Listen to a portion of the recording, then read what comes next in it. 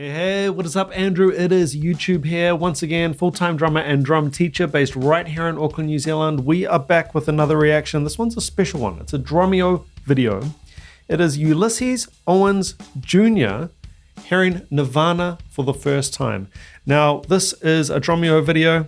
I'm a proud partner with Drumeo.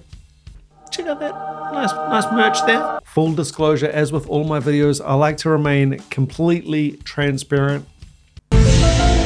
Okay, not completely transparent, but just want to say that I've actually never heard of Ulysses Owens Jr. And I'm really excited to get to a new drummer who's obviously incredible. All the drummers on Drumeo are completely mind-blowing, so I'm sure this one's going to be a great video. Real quick, before we get rolling, guys, original video link, as always, in the description of the video. Please do go along and check it out without a bold Kiwi talking all over your video. And you, yes, you can pick up a free 30-day trial over at Drumeo on me for free today, right now. They've got you covered for everything from beginner drum courses, funk, Latin, rock, blues, reggae, anything you can think of, they got you. The world's best drummers and drum teachers. Go get it for free on me. With that said, let's check out Juilliard Jazz Prof. Here's Nirvana for the first time. Let's go. And I'm playing Nirvana. I wonder when the last time Ulysses played 2 and 4 was. I'm going to be making notes as we go.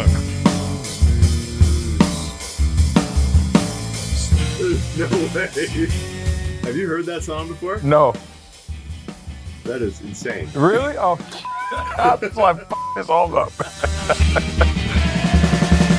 That is exactly the part, though. So every drummer that comes through, we have a tradition of giving them some music to learn. Okay. For anyone who doesn't know, you've been teaching at Juilliard School of Music for how many years? I've been teaching at Juilliard for 7 years. And I teach, I'm the small ensemble director. So you're, I guess you're primarily known as a jazz drummer. Yes. Well, we're gonna put you through the ringer here, okay. And it's gonna be great. Okay. So we're gonna give you a song. Okay. We've taken the drums out. Okay. So you have complete freedom to come up with your own drum part, whatever you want. Okay. And then at the very end, we're gonna play you the original, and you can see either how close you got, okay, or how creative you got. Oh man, this is fun. All right, guys, I am going to be stopping this. I'm going to hope to not stop this video at all. I'm going to make notes as we go, and at the end, I'm going to give some feedback on what I've witnessed, which I'm sure is about to be incredible. But just real quick, if you're not sure about Juilliard, it is one of the most prestigious music schools in the world, based in New York. But yeah, very prestigious worldwide. So yeah, just to clarify, Juilliard, that's a big deal. A professor at Juilliard, it's a big deal. Are you ready? Yeah, let's do it. Yeah, here it is. Such a killer song. Unbelievable groove.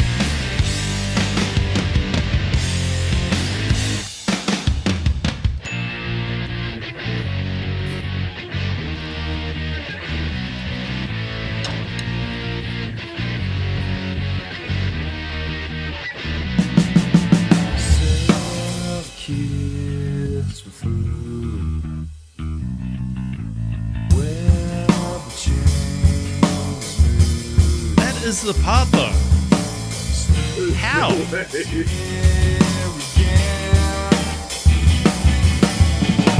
That's awesome.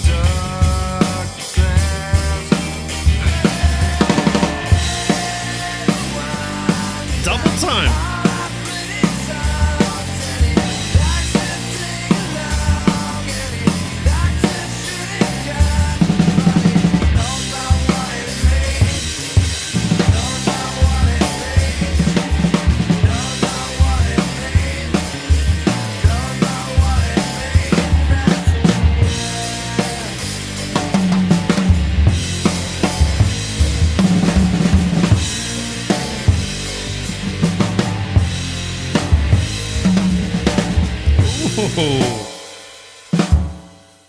Have you heard that song before? No.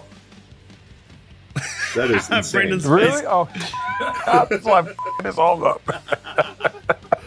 I was saying to the guys in here, I'm like, I wonder when the last time Ulysses played 2 and 4 was. That was unreal. You must be playing at least a bit of 2 and 4. I f*** that all the way up. So you don't know the song. Okay, I do have to stop this real quick, although I am making notes as well. 2 and 4, I know a lot of non-drummers. I know a lot of general musicians watch this channel. You might not know what 2 and 4 is all about. A lot of non-musicians, just music fans, watch this channel. 2 and 4. Let's clarify a few terminology points just right off the bat. So 2 and 4, it's talking about backbeat. 2, 3, 4, and that sort of tempo of the song. 1, 2, 3, 4. That backbeat, that snare hit, that sort of heartbeat of the song. So he's saying, being a jazz guy, perhaps hasn't played a lot of 2 and 4 lately, so it's going to be really interesting. That's what they're talking about, at least. Let's keep it going. What are some things you picked up on? That was the first time you've ever heard that. So the first thing I heard, it was like this halftime thing. So it was like the... And that's what they do in the song. That was like the first thing I heard. And then when it started driving, like the chorus, it was like, bum, bum. So I was like, all right, got it. And I know, like, I'm not a rock aficionado, but I know, like, in a lot of those songs, even when they're like rocking, they like fills kind of in the middle of that to like elevate it. So.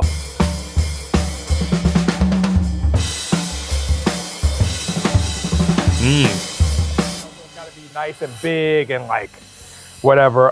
But yeah, I could really hear the difference between the halftime and kind of going into quote unquote double time driving feel. So if you had to do this again, now that you've heard it, are there things that you would change based on the first run through? I would acknowledge the halftime much sooner. Because at first, like I could hear it, and then when the driving time came in, I was like, oh shit. Like, so I would just immediately give way to that, like versus like kind of hinting at it at first. Nice. You want to give this a take 2? Sure. So we can hear some of that? Sure. I can't wait for you to hear the original. Oh, Ooh, dynamics.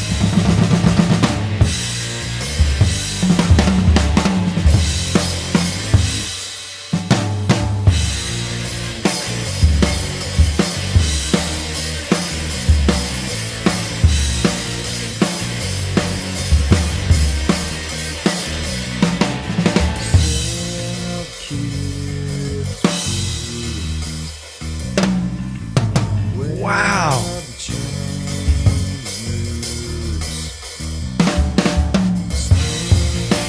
Wow.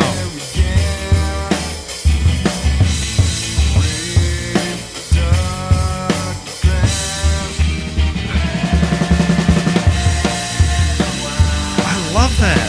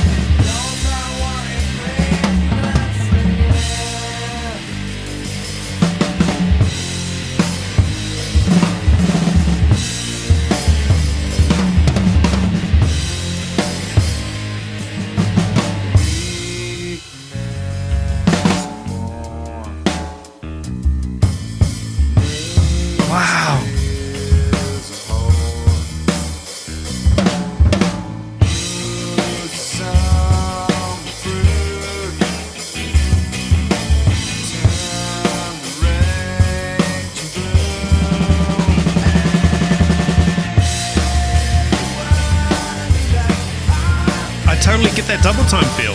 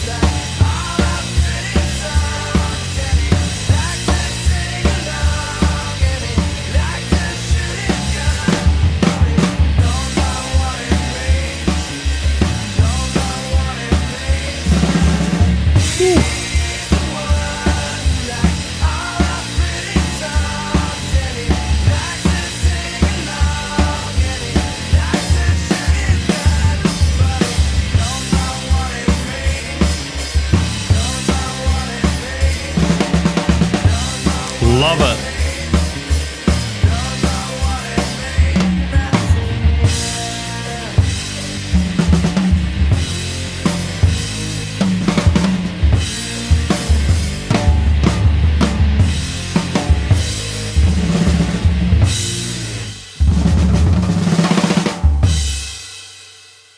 All right. You're a beast. Oh, bullshit.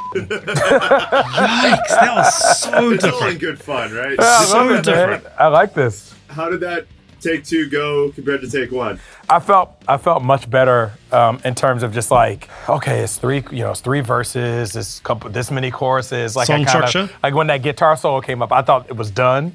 So I was like, oh, we got one more, But it started to kind of like make sense. Like I could start to kind of like hear the form, Well, are you ready to hear the original? Can you hear that Dave Sure. Grohl Before I power? play it, are you familiar with Dave Grohl? Yes. Okay.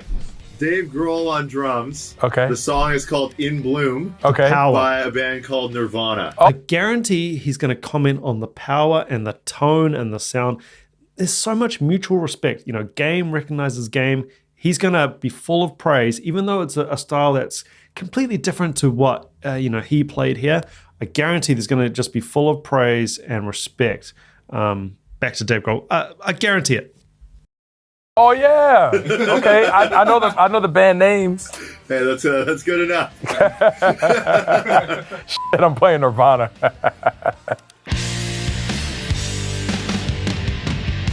That power, man.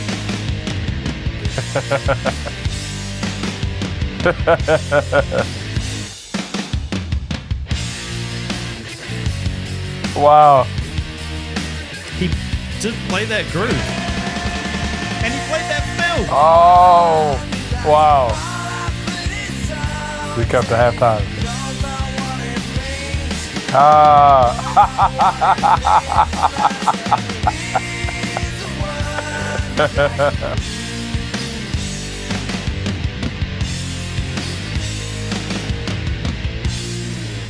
Wow, man. Cool. What do you think? Great song, man. He sounds great. Just solid groove. There's like the classic like drum hook in that song. Yeah. Drum hooks. Like one of those classic like rock drum hooks. Oh, So, okay. and then in the chorus, those big triplet fills. Yeah. Yeah. You started doing those, I think, on the end of the first pass. Okay. And then in your second take, you started working those into every chorus. Oh, So like man. you were picking up those things even though you didn't know they were in the Wow. original. Like for me, I can't unhear the original Man, me too. parts of that song, like growing up on that Yeah. record. And then to hear your approach to that, never having heard the drum part, Yeah. is mind blowing. Wow. I mean, I know a little bit of rock. Like I've checked out, like I love the band Incubus and Oh, yeah. stuff like Oh, that. yeah. But, when I hear it like I hear the song and the things that are built into how they're approaching it. Yeah. Well, next time we're gonna get you a 26-inch kick drum. Yeah, right. I was like, I need big. Like the funny thing is trying to lay into the 16. 16. We're seeing Look like how high the nice like meter is. feathered notes on the kick, Yeah. and then every once in a while it like goes a little bit harder. Maybe that was different from a lot of the stuff that you're used to doing. I mean, to be honest, it wasn't different. Like I didn't know the tune, but that's the same as like if I didn't know a big band tune. Because I grew Wow. up playing in church, so where I use my ears. So the same kind of mechanisms of using my ears to hear, find the patterns, find the repetition, find the bass groove. Like that's genreless. Like that goes across love it. genres. It wasn't a different experience other than the fact that I just didn't know the tune. What's crazy though is like the fact that when you played it for me, the halftime thing that I was kind of hearing, but I was like on the fence about, that was the vibe, the whole tune. That was interesting. Like the way Dave's playing it to me really is like a funk tune. He's just wide open with it. Yep. So I think that was hip to like hear a guy who was really playing some funk but just with a rock tinge, Yeah, Dave's funky, man. I didn't realize how funky he was. Yep. What's up, everybody? I hope you enjoyed watching me learn In Bloom from Nirvana, hearing it for the first time and playing it as well. Catch you on the next video.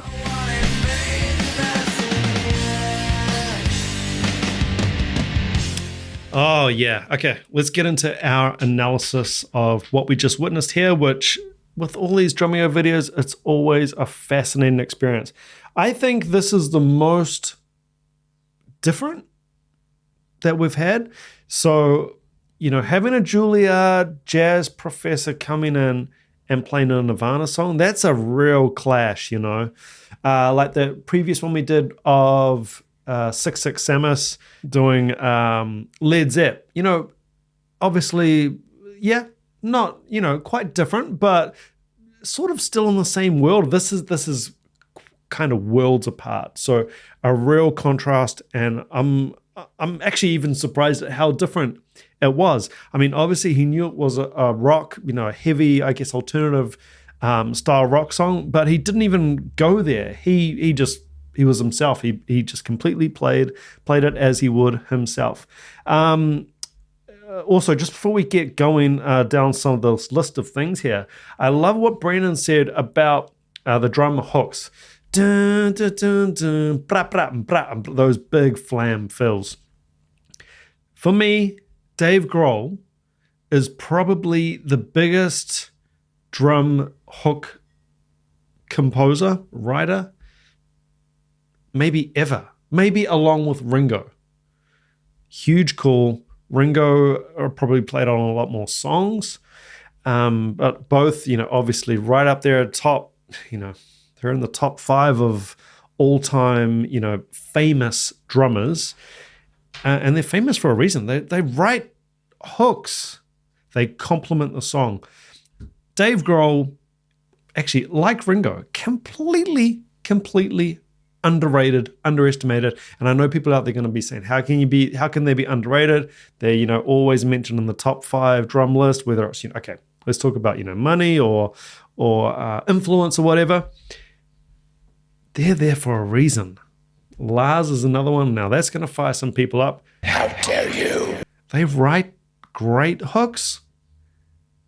They write for the song. They write for the situation. They write for the style expertly.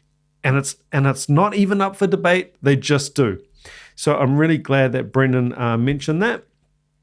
Okay, the first thing that I noticed was the bass. Okay, at 1 minute 30, let's jump back a little bit.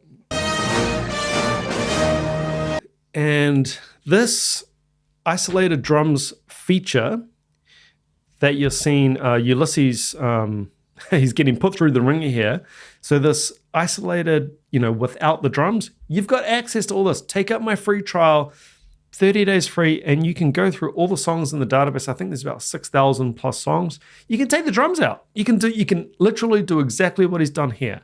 So let's just have a listen to this song without the drums.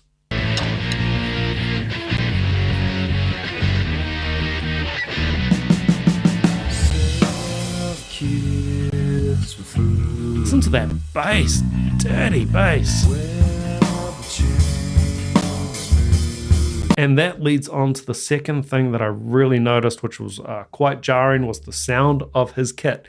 Now, like Brendan, I know the song inside out. I've taught it, I've played it, a million times before. So I can only hear Dave Grohl's drumming on it, and I can only hear the sound of his drums. The way he assaults those drums, that's the only way I can hear the song.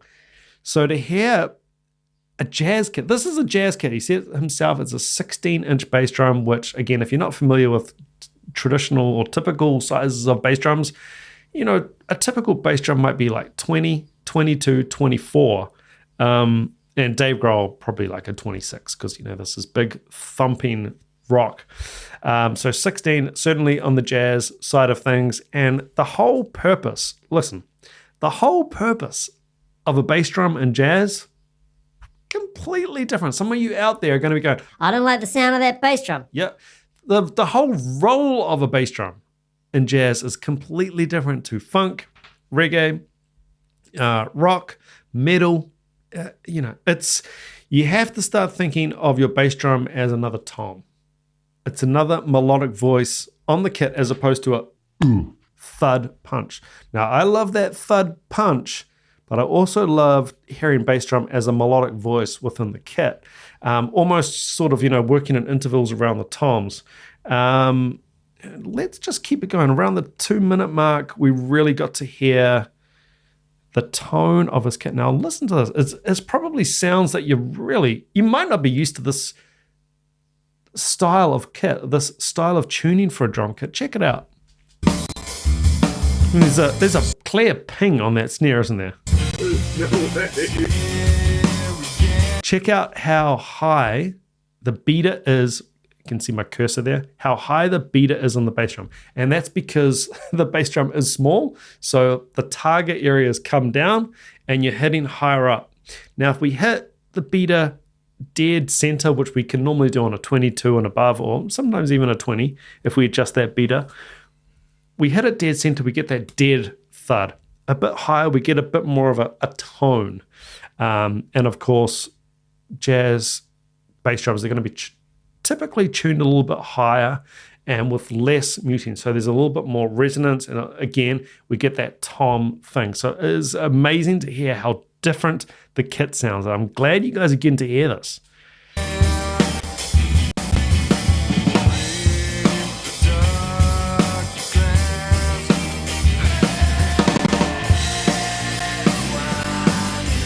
Awesome. And I've something else about the bass drum that I'll come to in a minute. I've also put here, don't underestimate Grohl. He recorded this album without a click. I believe there was one song, I can't remember what song it was one of the slower songs that they ended up using a click. Check out the Rick Beato interview about this. It wasn't with Grohl, it was with the engineer. I can't remember. Might have been, was it Butch Vig? Without researching that. And they said, yeah, no click. I mean, amazing. This guy is just, he is a clock. Grohl is just a clock. Incredible time and incredible time feel. Again, please do not underestimate Grohl's drumming. The guy is an absolute beast. And the sound, his sound, wow. But okay, enough about Grohl. Back to Ulysses Owens Jr. Also noted here, there's just so much space. I didn't timestamp it, but there was so many of the transition points where he just left so much space and then came in with the groove. Really, really interesting approach. And then if we jump to 523, I think it's a good shot of a bass drum thing that I wanted to highlight. 523, but it actually also happened here. Now watch the beater on the kick, but also watch his right foot, playing the kicks. Now that beater is only coming away from the head like that much. And we'll come further on, 523. Now this bit is, an intense groove. He's doing like a double time sort of feel. And it's obviously a loud part of the song. Still keep an eye on the beater, how far it's coming off the head, and keep an eye on his foot here.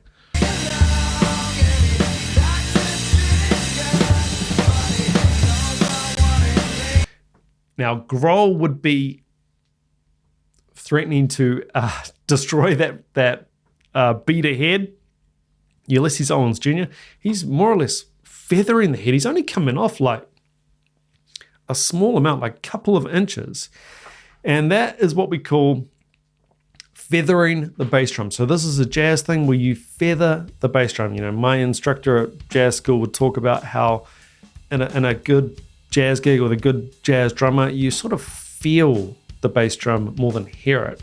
And it's an unusual technique that a lot of you, if you're used to like the metal, rock and pop drummers on the channel, this is a different world, okay? Whole different thing, whole different box of frogs, but you gotta love it. I noted down here, it's really interesting how I went to double time for the choruses.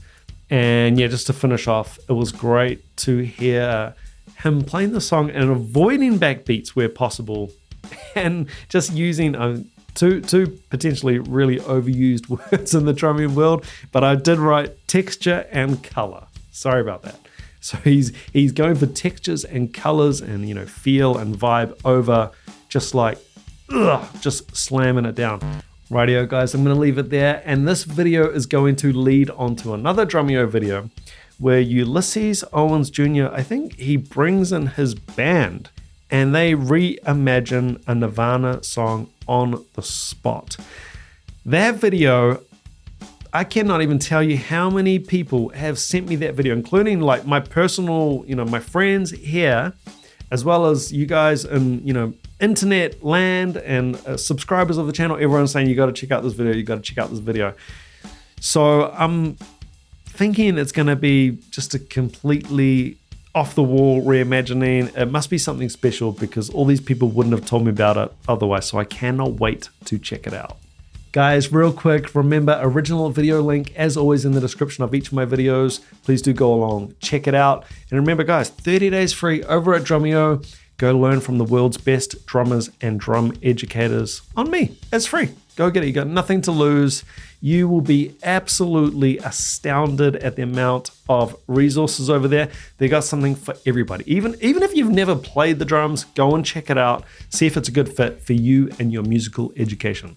If you have a reaction request that you definitely want to guarantee gets on this channel, the only way I can guarantee a request at this point is via the PayPal link. I do also have a Patreon. It's just $5 a month. And through that, you get access to the blocked videos.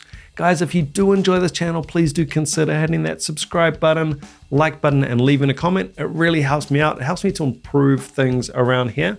With that said, I'm going to leave the video here for today. And I'll see you guys on the next one where Jazz Band covers Nirvana on the spot, featuring the man himself, Ulysses Owens Jr. I'm sure it's going to be something special. Guys, until then, take it easy. Keep chopping wood. Ciao.